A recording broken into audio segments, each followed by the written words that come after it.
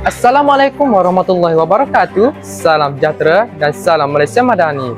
Saya Wan Mukri Muaz bin Wallah dari SMK Tanah Merah 2 dengan kod DEA 5421.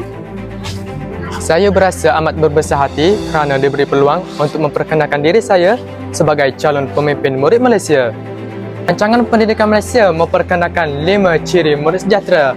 Yang pertama, beradab. Beradab ialah sikap yang menunjukkan nilai kesopanan dan rasa hormat terhadap orang lain.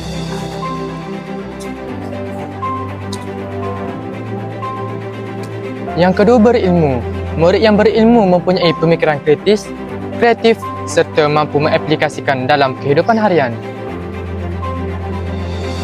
Yang ketiga, berkemahiran.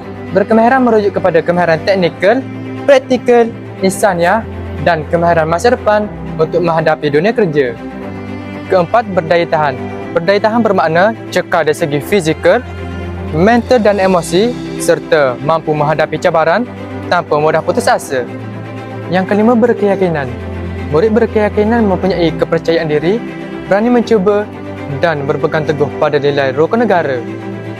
Kesimpulannya, 5 ciri tersebut memberi impak yang sangat besar kepada warga sekolah seperti meningkatkan prestasi akademik dan kokurikulum.